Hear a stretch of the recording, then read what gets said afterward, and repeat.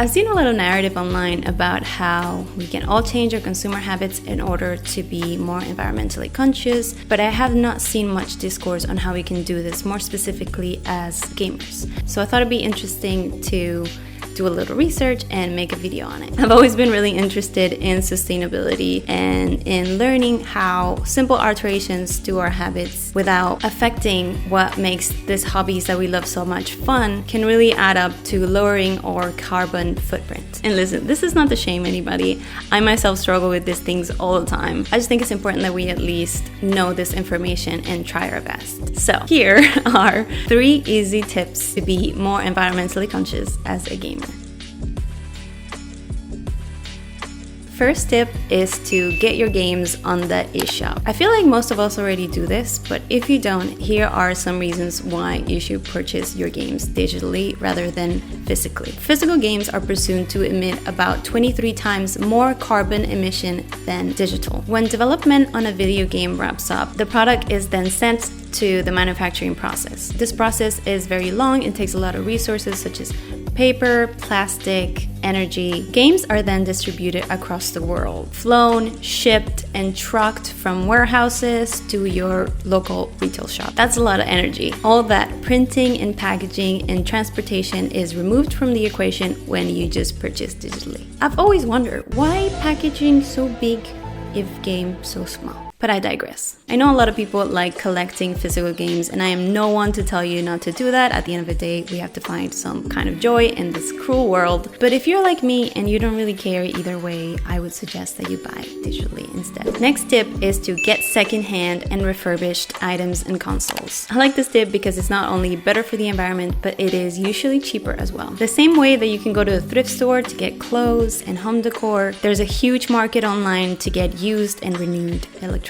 You can even go on Amazon and click on the used tab, but you can shave off from 20 to $100 on a Nintendo Switch just by buying it secondhand. eBay is a great option for this as well. Obviously, always check the reviews first. And in my experience buying these items, they always arrive in perfect conditions. Some of them are even unused with the plastic on the box and everything. Buying secondhand is important because there's a huge issue with e-waste in the United States and around the world because we are creating so much more items than we are able to consume. The supply chain for these items is already very harsh on the environment. And as new and improved consoles come out, a lot of perfectly fine consoles end up in the recycling, which we then export to developing countries where they stay forever. These items are very hard to break down, not to mention the amount of toxic materials that end up seeping into the environment. Instead of creating more demand for these items, we should purchase and use the ones that are already made out there in the world and give them a second life. And also focusing on fixing our electronics instead of just tossing them when something's wrong with them. This also applies to things like games, joysticks, controllers. Did you know that there are actually very easy ways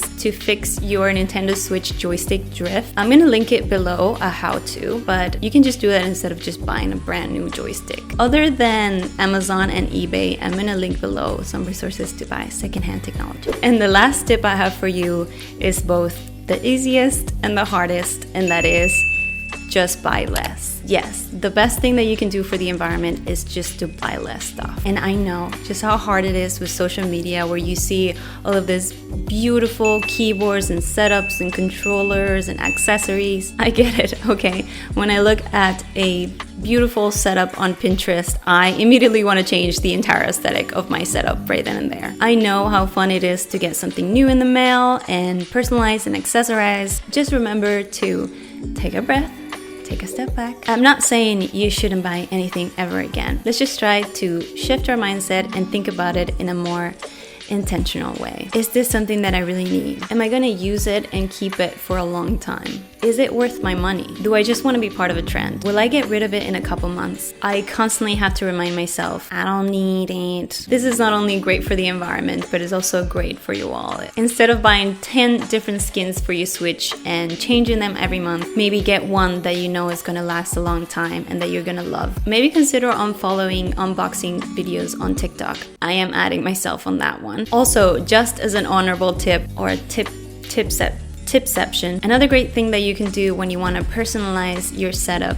is to buy from small businesses. 9 out of 10 times you'll be supporting one person's livelihood and passion who is likely producing items by order instead of a big corporation that is massively producing items faster than we can consume them. I also find that buying from small businesses means that you're gonna get items that are more unique, and it adds more character and care to your setup. I'm gonna link some cute small businesses and items in the description so that you can go ahead and look at those. And if you're a small business, hit me up. I would love to support you. And those are all the tips I wanted to share with you today. Do you have any other tips on how to be more environmentally friendly as a gamer? Do you already do some of the things that I already mentioned? Let me know. I hope you found this video interesting. I learned a lot and had a lot of fun making it. And as always, remember to take care of yourself, have some rest, have some water, and I'll see you in the next video. Bye.